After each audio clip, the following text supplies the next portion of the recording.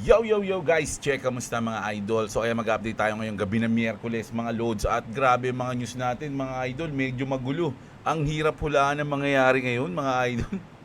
Grabe, pwedeng maging positive anytime, pwedeng maging negative anytime mga loads. Grabe, ang gulo-gulo, hindi na natin alam kung saan tayo lulugar mga idol, no? So bago ang lahat, syempre alam nyo na, palike mo na ng video natin, no? So palambing lang mga loads, palike ng ating video. At syempre sa mga gusto ng ganitong content, everyday news update sa crypto, global, trending news mga idol, mag-subscribe na kayo sa ating channel, okay? So grabe, grabe mga news natin. So punta muna tayo sa chart natin na medyo, ayan, ang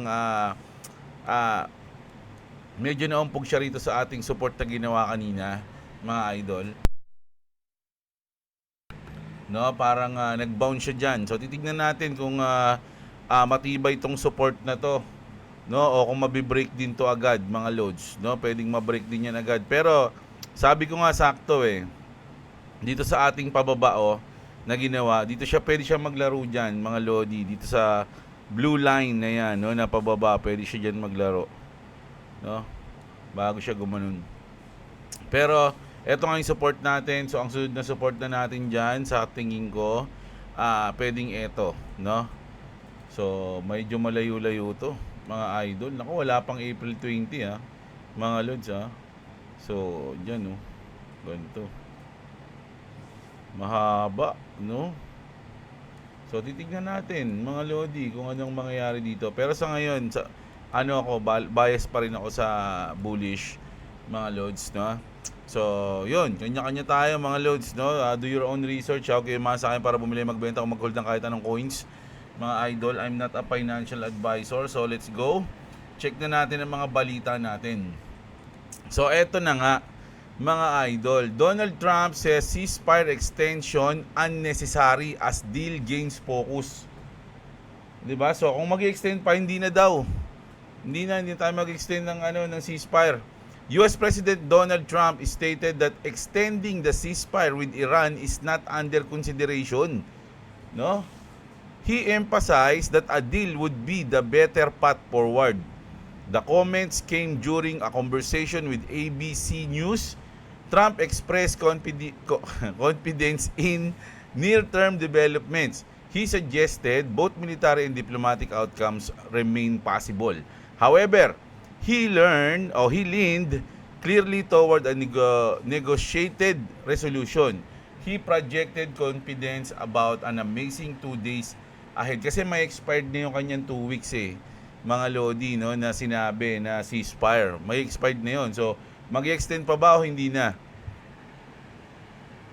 At sabi niya rito, mukhang hindi na i-consider na mag-extend. Nako, ito, magulo nga ngayon mga lods.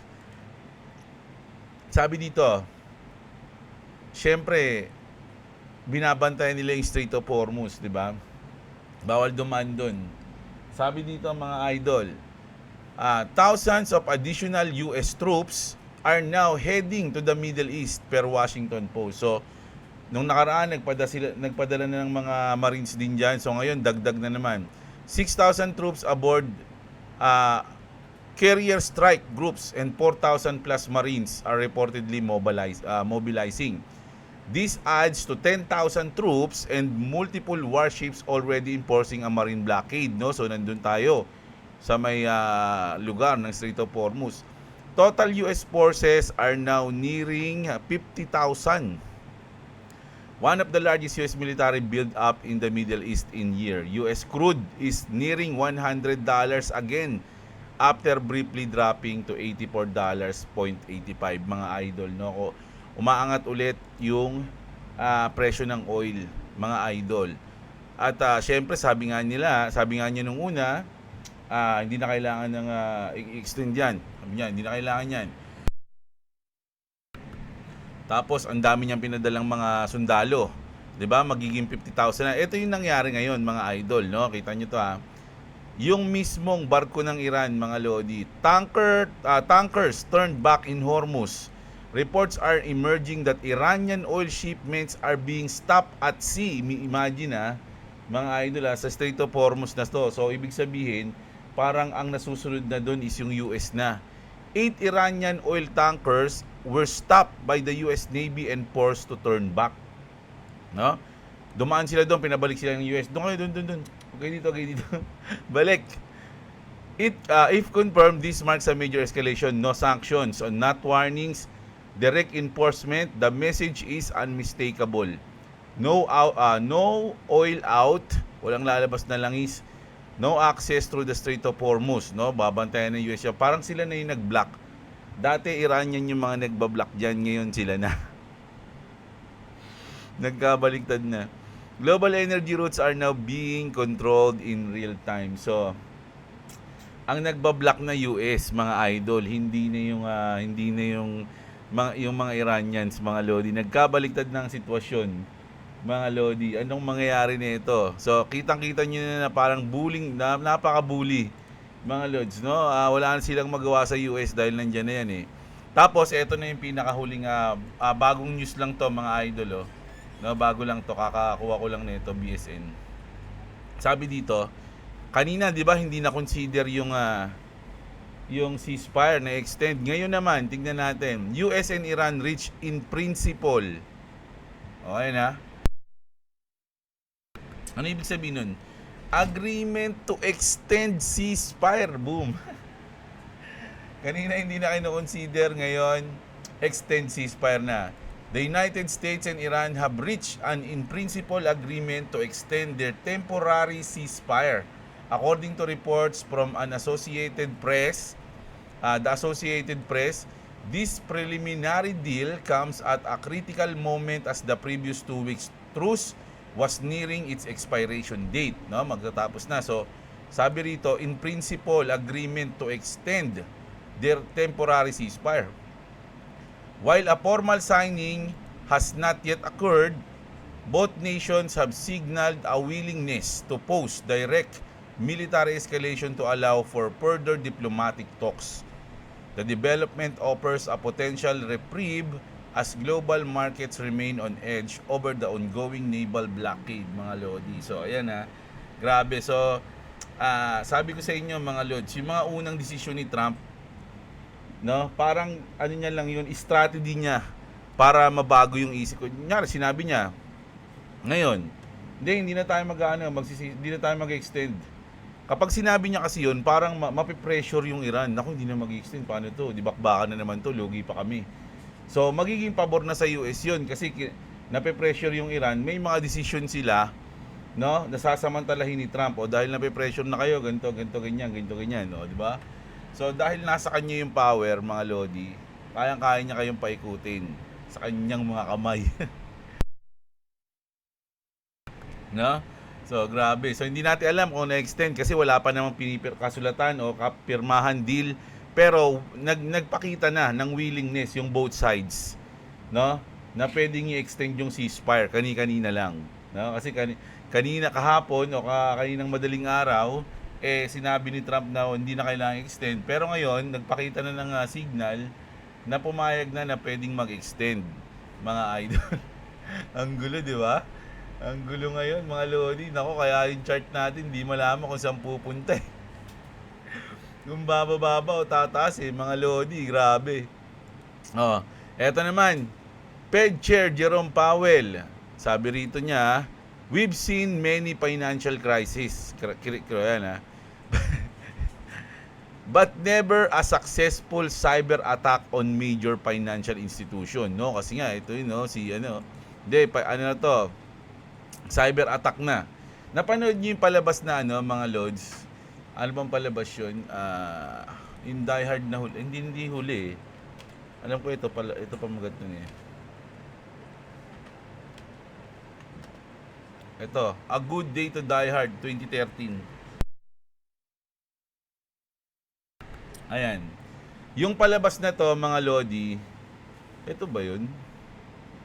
Hindi ata ito yun Die Hard series.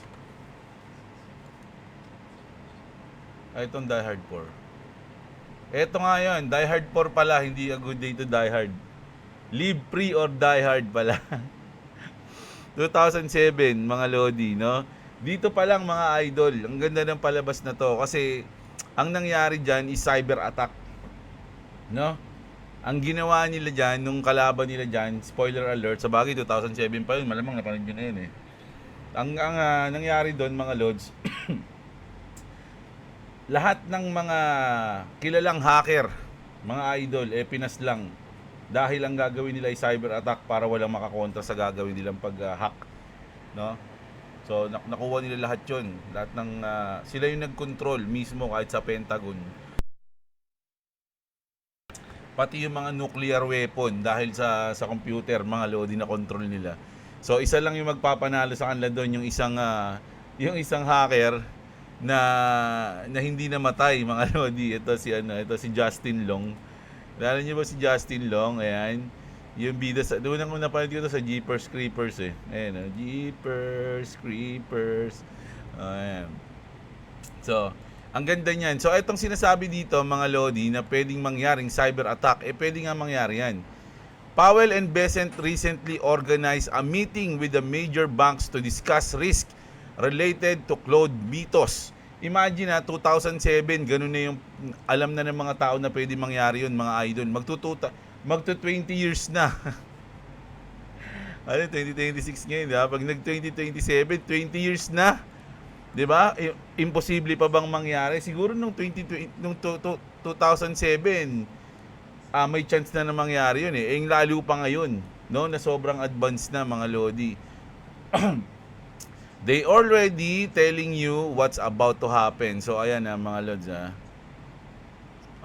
tignan natin to. Grok, will such cyber heist on major banks be carried out successfully that will turn the financial market upside down and lead people to for self-custody Bitcoin?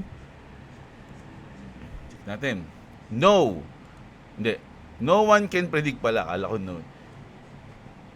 No one can predict if or when a major cyber heist on bank. Kasi doon nga sa napanood ko, ang kinanaan nila doon yung mga security, no, yung ng mga bansa. Ayun yung kinontrol nila. Pati rin yung market, talagang binankrupt nila lahat 'yon, mga lods. No, kaya nagkaroon ng matinding pangyayari noon. So ang ganda nung panoorin niyo, hindi niyo pa napapanood. Ang ganda rin ng action doon. Ito na. Grabe, no, cyber attack. Kaya parang ang nangyayari dito, pag nahack nila lahat ng bangko, ang pinaka-safe na pwede mong puntahan is crypto. Yung self-custody, meron kang wallet. No, halimbawa, talagang nakatabi yung wallet mo, mga lods, no? So, ganun. Hindi yung makokontrol ng bangko, hindi hawak ng bangko yung pera mo. 'Di ba? Kasi once na mangyari yung cyber attack sa mga banks, mako-compromise kahit yung mga asset, 'di ba? Hindi katulad nung ikaw mismo may hawak ng asset mo, nakalagay lang sa self-custody wallet, 'di ba? So, ayun. Boss.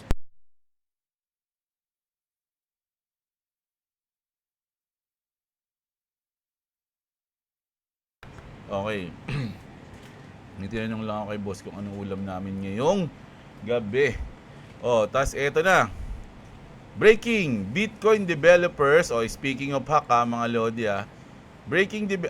Bitcoin developers have proposed BIP 361 to freeze early Bitcoin addresses that have quantum vulnerabilities. Lalong-lalo na to yung mga lumang matatagal na, no? Yung mga matatagal na yung mga panahon pa ni Satoshi era. This includes Satoshi wallets and other OG dormant wallets from the 2010 to 2011 era, mga idol, no? It's a big step. These wallets hold over 4 million BTC and are at risk o high risk from future quantum computing attack. So, ang gusto nila, ang sinasuggest nila, kasi yung iba daw dito, mga idol, syempre hindi naman nagagalaw. O yung iba nakalimutan. Maraming ganun mga lodi, no? Maraming ganun sa Bitcoin. No, sa crypto yung dati kasi hindi naman nila alam na magiging big thing yung Bitcoin. So dati meron sila noon, napakadami. Tapos biglang nung nagmahal na o lumaki na yung presyo, hindi na nila alam kung paano i-open yung account nila o ano yung key phrase nila, nakalimutan na. Parang ako, mga idol, hindi wala akong Bitcoin pero yung alam niyo yung sa Dota, yung Garena, dati araw-araw ko imagine ilang taon na ako nagagarena, mga lodi, naglaro ako ng laro. Ilang taon. Tapos ngayon, kasi may lumang computeran akong na ano, napuntahan, ilalagin ko yung Garena account ko, hindi ko na alam. Hindi ko na alam kung ano yung password ko.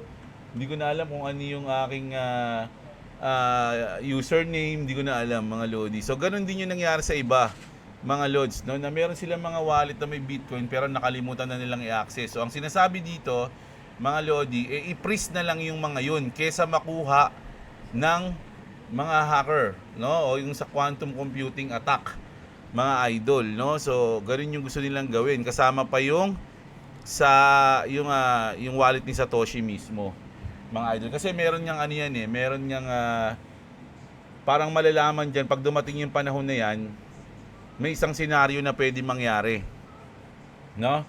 Kapag gumalaw bago ma-attack, no, yung wallet ni Satoshi, kunyari kumilos yon, nilipat sa isang mas safe na wallet, kasi nga luma na yun kumbaga ilipat mo na sa bago, 'di ba?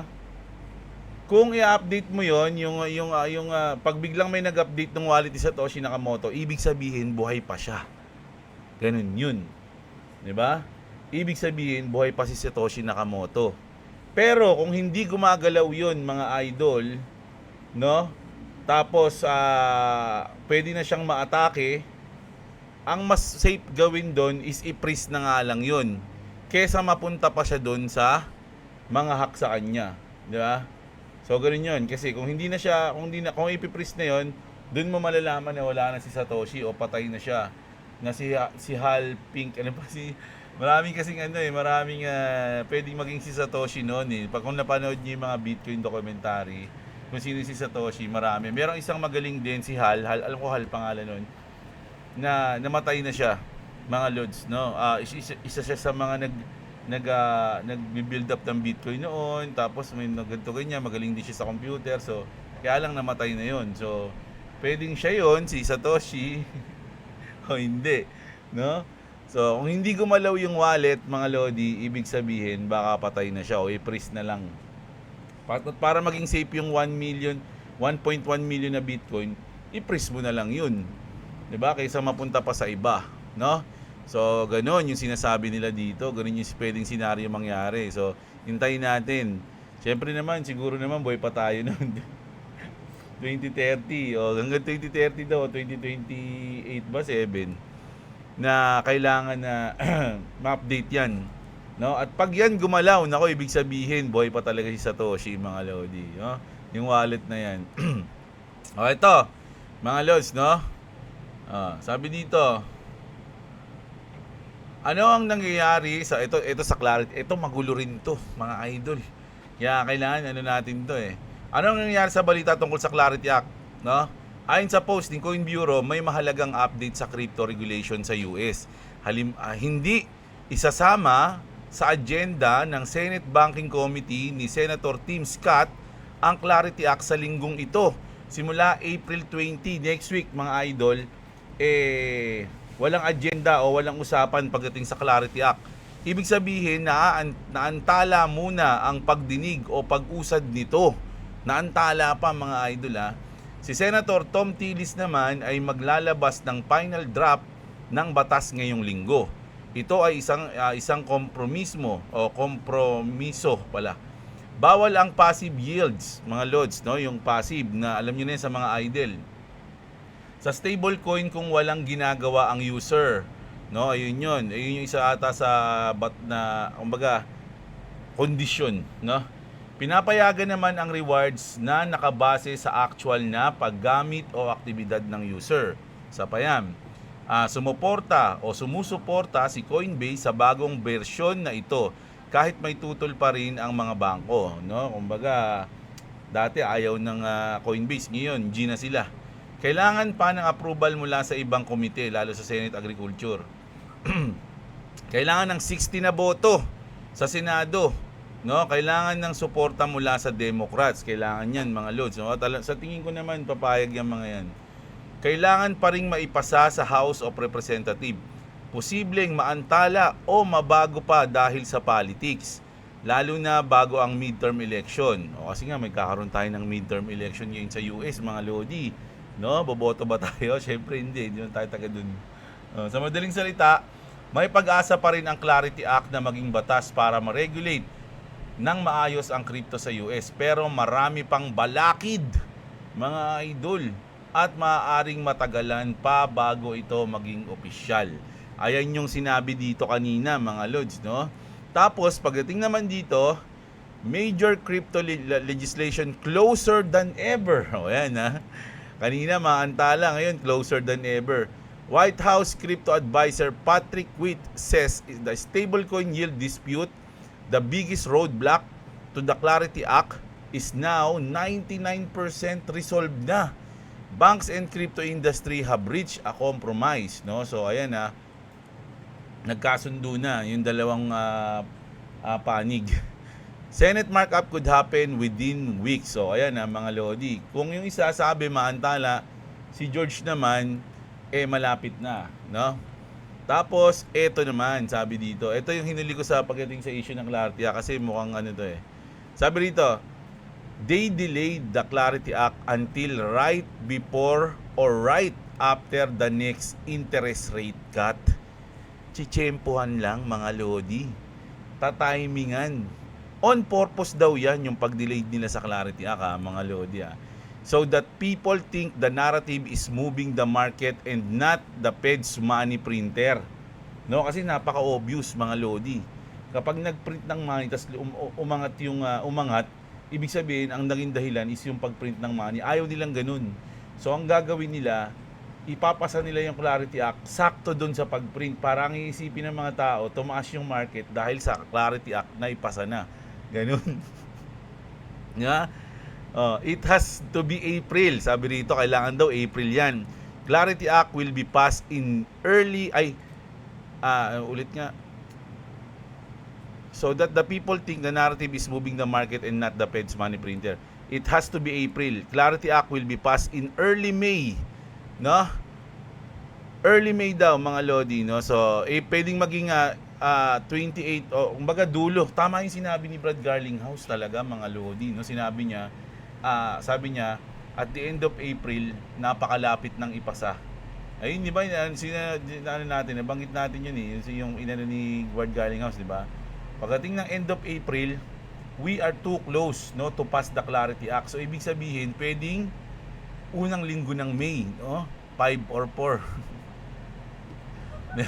So, unang linggo ng May, mga lodi.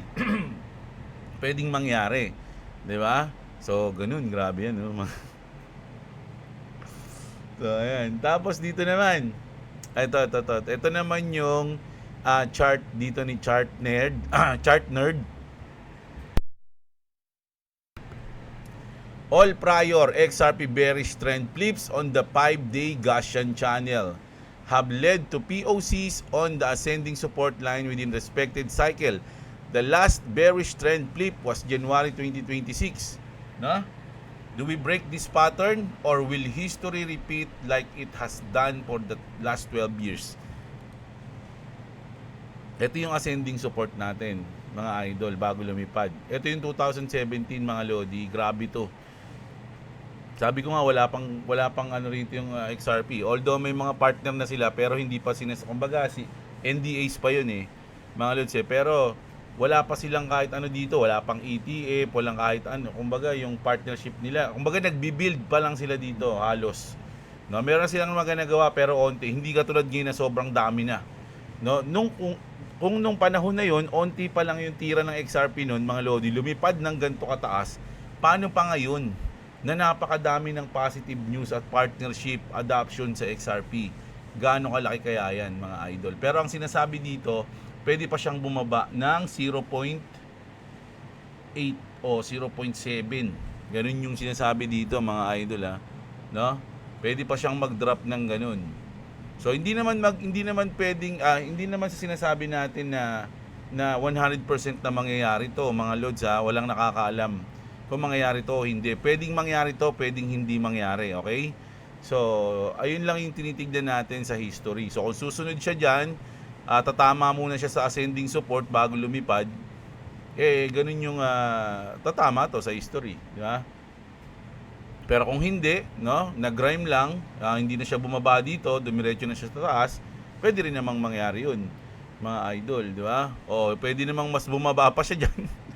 Basagin niya yung ascending support bago siya umangat, no? Maraming pwede mangyari. Ang inaano lang din natin dito, yung chance, no, yung percentage ng chance na mangyari yung bagay na yun. So, sinasabi nila, dahil dito sa history, mas malaki yung chance na maulit-ulit yan. Parang ganun, no? Pero chances lang yun.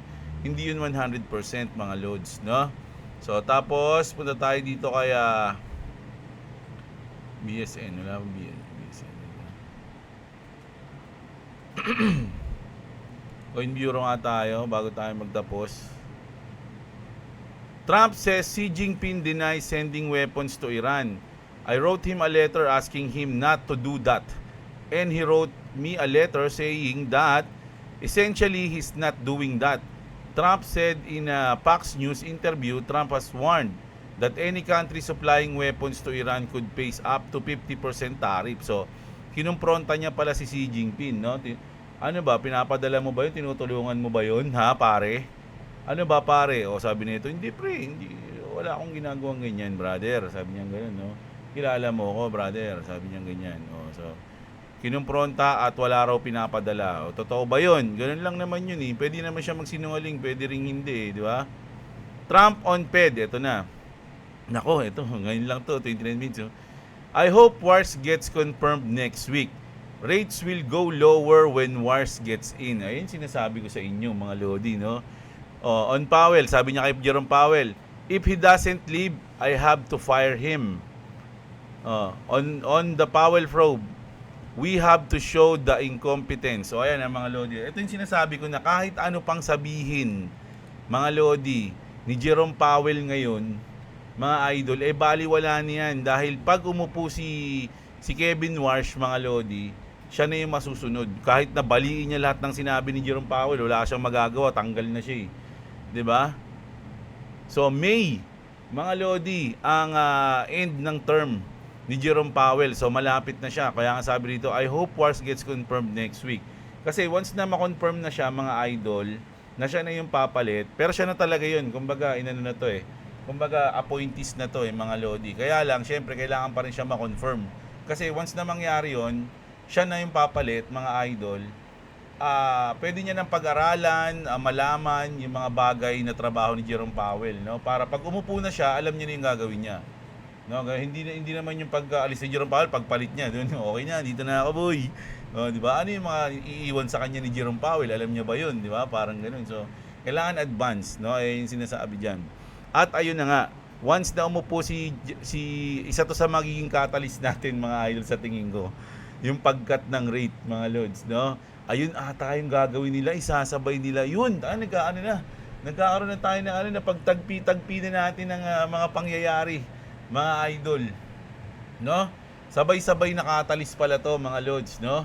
Sabay-sabay na magkakat ng rate si Kevin Warsh. Tapos ipapasa yung Clarity Act. Tapos titigil na si Trump sa paggigera sa Iran. Hindi.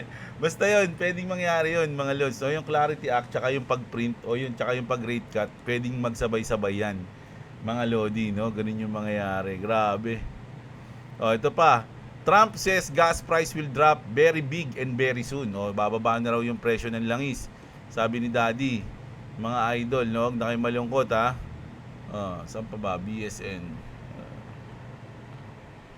Sana? Ayan, BSCN pala. Inan lang natin yung mga bago. Ano to?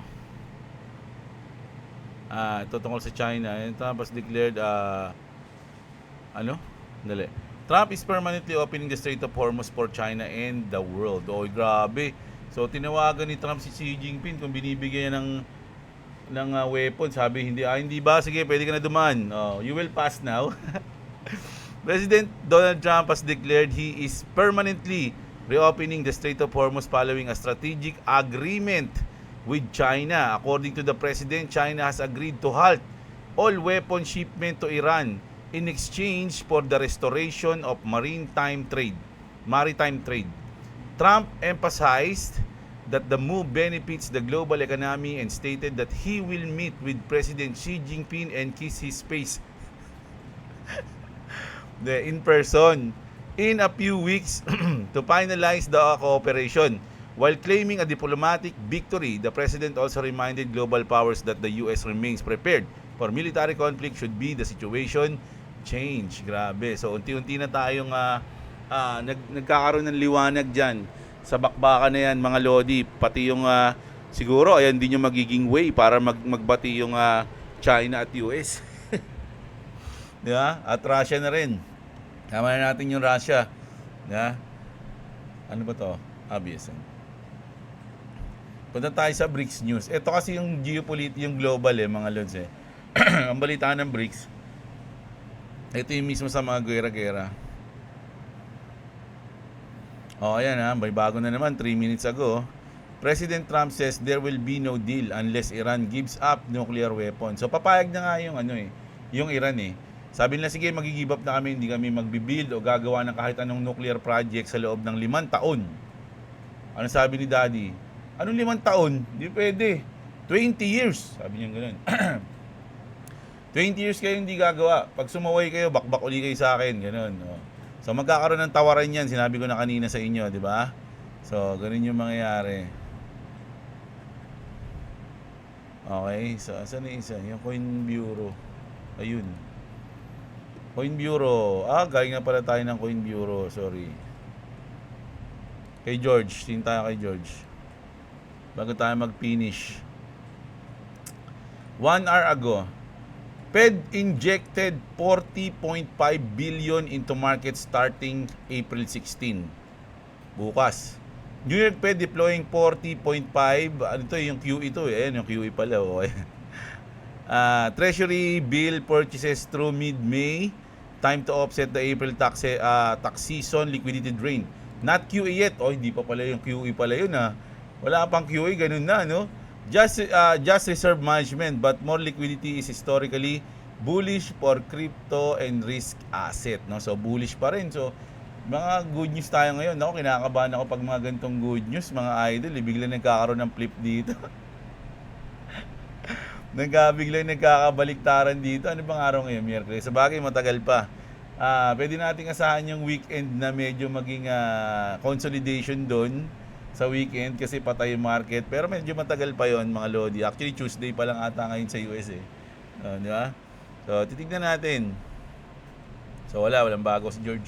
So, ayun. Yung news natin ngayong gabi mga Lods Sobrang tindi, di ba? Sana na-enjoy nyo mga idol Siyempre, pag na-enjoy nyo, like nyo naman yung video natin.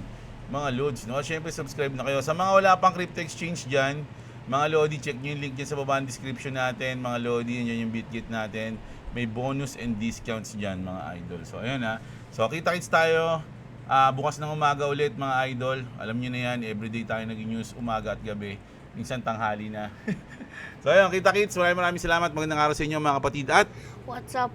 Subscribe to Clubs Gaming at subscribe to Jablo. If you want to subscribe to me, it's in the link in the description. Also, you need to buy the House of Leather. It's link in description too.